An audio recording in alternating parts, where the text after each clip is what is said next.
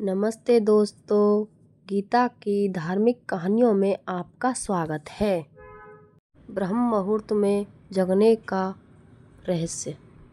चाहे कितना ही अभागा मनुष्य हो, सुबह 3 बजे से 6 बजे उठकर ब्रह्म मुहूर्त में कर दो यह काम, जो चाहोगे यह वह मिलेगा।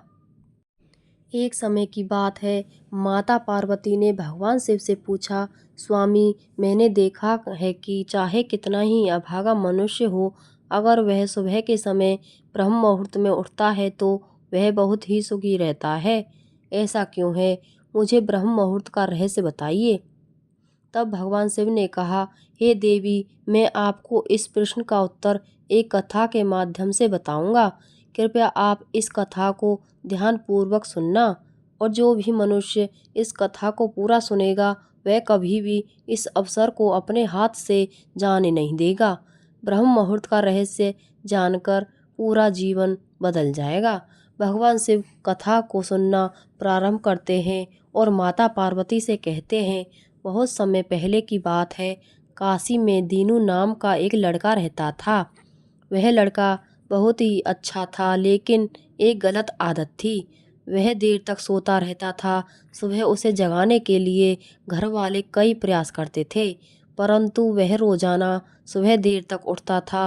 वह लड़का कभी भी 9 से पहले नहीं उठता था। जब वह बालक था तब परिवार वालों ने सोचा कि जब यह बड़ा हो जाएगा तो इसकी आदत में सुधार हो जाएगी। परंतु वह लड़का जैसे जैसे बड़ा होता गया, उसकी यह आदत और भी ज़्यादा गहरी होती चली गई। दुनिया इधर से उधर हो सकती थी, लेकिन वह लड़का कभी भी जल्दी नहीं उठ पाता था। उसके पिता उसकी इस आदत से बहुत ज़्यादा परेशान रहने लगा था। उस लड़के को ढेरों नकारात्मक शक्तियों ने घेर लिया था। वह सभी को पलटकर जवाब देता था और दिन भर उदास रहता था।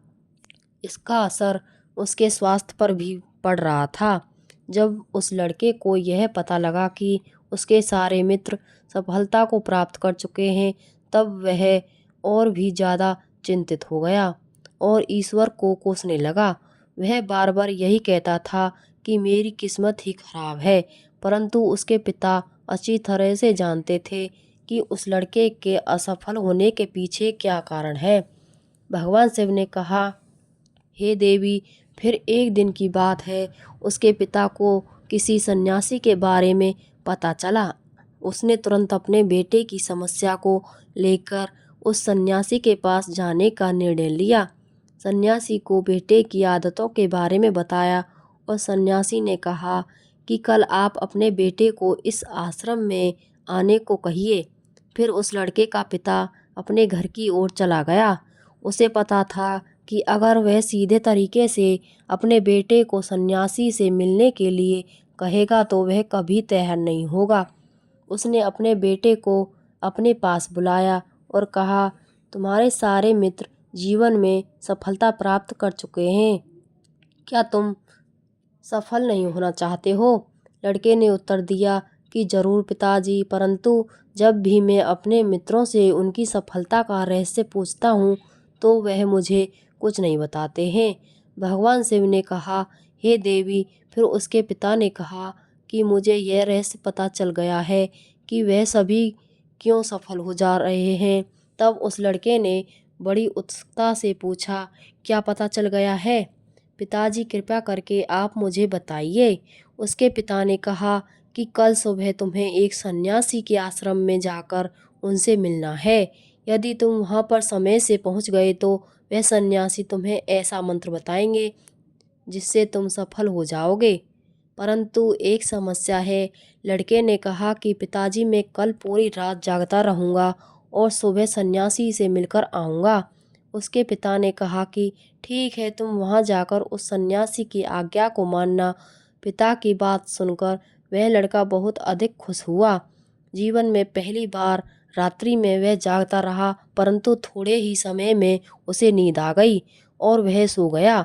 फिर अगली सुबह जब वह उठा तो उसे पता चला कि सन्यासी से मिलने का समय समाप्त हो चुका था। उसके पिता ने लड़के की तरफ देखा और कहा कि तुम जीवन में कभी सफल नहीं हो पाओगे, जाओ और जाकर सो जाओ। पिता की यह बात सुनकर उस लड़के को बहुत दुख हुआ। उसने मन ही मन स्वयं को चुनौती दी कि कल सुबह वह सन्यासी से मिलने अवश्य जाएगा। उसने पैर में एक छोटा सा घाव बना लिया, जिससे दर्द के कारण उसे रात भर नींद नहीं आई। भगवान शिव ने कहा, हे देवी, यह ऐसा पहला अवसर था जब उसने अपने जीवन में पहली बार सूर्योदय देखा था। वह तुरंत ही तैयार होकर सन्यासी से मिलने के लिए चला गया। आज उसका अनुभव कुछ अलग ही था। वह बेहद शांत महसूस कर रहा था। चलते चलते वह लड़का जैसे ही सन्यासी के आश्रम में पहुंचा तो वहां पर उसने देखा कि सन्यासी और उसके सभी शिष्य ध्यान लगाकर बैठे हुए थे। भगवान शिव ने कहा, हे देवी, फिर जब ध्यान का समय समाप्त हुआ तब लड़का उस सन्यासी के पास पहुंचा और उन्हें प्रणाम करते हुए बोला कि आपके पास कोई ऐसा मंत्र है जिससे मैं सफल हो सकता हूँ? कृपया करके मुझे वह मंत्र बताइए। मैं भी अपने मित्रों के समान सफल होना चाहता हूँ और अच्छा जीवन जीना चाहता हूँ। भगवान शिव ने कहा, हे देवी। फिर सन्यासी मुस्कुराए और बोले, अच्छा, तो तुम वही बालक हो। तुम्हारे पिताजी मुझसे मिलने आए थे और उन्होंने तुम्हारे विषय में मुझे सब कुछ बता दिया था। मैं तुम्हें वह मंत्र अवश्य बता देता, परंतु अब लड़के ने जैसे ही परंतु शब्द सुना तो लड़का घबरा गया। उसने पूछा, परंतु क्या गुरुदेव? तब सन्यासी बोला, मैं तुम्हें वह मंत्र बताऊंगा, परंतु अगले 21 दिनों तक तुम्हें मेरी आज्ञा माननी होगी। मैं तुम्हें वह मंत्र 21 दिनों के बाद बताऊंगा। तब तक मैं तुमसे जो भी कार्य कहूँगा तुम्हें वह करना होगा। यदि तुम असफल हुए या कार्य के बीच में तुम्हारा संकल्प टूट गया तो उस मंत्र का असर नहीं होगा। दृढ़ निश्चय के साथ उस लड़के ने कहा कि मुझे आपकी सारी आज्ञा स्वीकार है। मैं अगले 21 दिनों के लिए आपका दास हूँ। आप जो भी कहेंगे मैं वही कार्य करूँगा। मुझे केवल और केवल उस मंत्र के बारे में जानना है। भगवान शिव ने कहा, हे देवी। फिर सन्यासी ने उस लड़के से कहा कि ठीक है, कल से तुम्हारा कार्य शुरू होगा। तुम इसी आश्रम में निवास करोगे। वह लड़का आश्रम में निवास करने के लिए तैयार हो गया। सन्यासी ने कहा कि यहाँ रहते हुए तुम्हें ब्रह्म मुहूर्त में उठना होगा और दूसरे शिष्यों की तरह ध्यान और तप करना होगा। साथ ही आश्रम के कार्यों में भी सहायता करनी होगी। ध्यान रहे, यह संकल्प टूटना नहीं चाहिए। भगवान शिव ने कहा, हे देवी। अब लड़का सन्यासी की बात से सहमत हो गया और अगले दिन से उसके कार्य के दिन की शुरुआत थी। इस बार उसने दृढ़ निश्चय किया, परंतु 1 सप्ताह बीतने के पश्चात ही उसका संकल्प टूट गया और वह 8वें दिन देर तक सोता रहा। जब वह नींद से जगा तो उसने कहा कि मुझसे कितनी बड़ी भूल हो गई है। वह रोते हुए सन्यासी के पास पहुंचा और कहने लगा कि हे गुरुदेव, मेरा संकल्प टूट गया। अब मैं जीवन में कभी सफल नहीं हो पाऊंगा। सन्यासी ने उसे समझाते हुए कहा कि एक बार फिर से शुरुआत करो, फिर से संकल्प करो। फिर लड़के ने सन्यासी से पूछा कि सुबह उठना इतना आवश्यक क्यों होता है और यहाँ पर सभी लोग इतनी जल्दी क्यों उठ जाते हैं? भगवान शिव ने कहा, हे देवी। तब सन्यासी ने लड़के को समझाते हुए कहा कि सुबह यानी ब्रह्म मुहूर्त में उठने के पीछे बहुत बड़ा विज्ञान छुपा हुआ है। लड़के ने कहा कि कृपया मुझे वह विज्ञान बताने की कृपया करें। सन्यासी ने कहा कि रात्रि को 4 पहर में बांटा गया है। पहला रुद्रकाल, जिसका समय 6 बजे से लेकर 9 बजे तक होता है। दूसरा राक्षस काल, जिसका समय रात्रि 9 बजे से 12 बजे तक होता है। तीसरा गंधर्व काल, जिसका समय रात्रि 12 बजे से 3 बजे तक होता है। और सबसे अंत में जो पहर आता है उसे मनोहर काल कहते हैं। इस समय को ब्रह्म मुहूर्त या अमृत बेला के नाम से भी जाना जाता है। इसका समय भोर 3 बजे से सुबह 6 बजे तक होता है। यह वह समय होता है जब पूरे संसार की नकारात्मक शक्तियाँ निष्क्रिय अवस्था में होती हैं और सकारात्मक शक्तियाँ सक्रिय होती हैं। ब्रह्म मुहूर्त अर्थात देव मुहूर्त। ब्रह्म मुहूर्त का अर्थ देवताओं का समय होता है। भगवान शिव ने कहा, हे देवी, वह सन्यासी आगे कहता है, इस समय देवता धरती पर विचरण कर रहे होते हैं और जागृत मनुष्य पर उनका बड़ा ही सकारात्मक प्रभाव पड़ता है। ब्रह्म मुहूर्त ऐसा समय होता है जिसमें मनुष्य का मस्तिष्क बिल्कुल खाली होता है, जिसमें किसी प्रकार के कोई विचार नहीं होते हैं, और जब इस व्यक्ति अपनी पुस्तक खोलकर पाठ का अध्ययन करते हैं तो उन्हें सब कुछ जल्दी जल्दी याद भी होता है और यह लंबे समय तक याद रहता है। यह ऐसा समय है जिसमें हम ज्ञान को समझने का प्रयास करते हैं। इस कारण आश्रम के सभी शिष्य और संसार में बहुत से ज्ञानी लोग ब्रह्म मुहूर्त में ही उठ जाते हैं। प्राचीन काल में रोशनी का कोई स्रोत न होने के कारण लोग अपने दिन का समापन सूर्यास्त के साथ और आरंभ सूर्योदय के साथ करते थे। यह एक तरीका है जिससे मानव जीवन प्रकृति के साथ तालमेल बनाकर चलता है।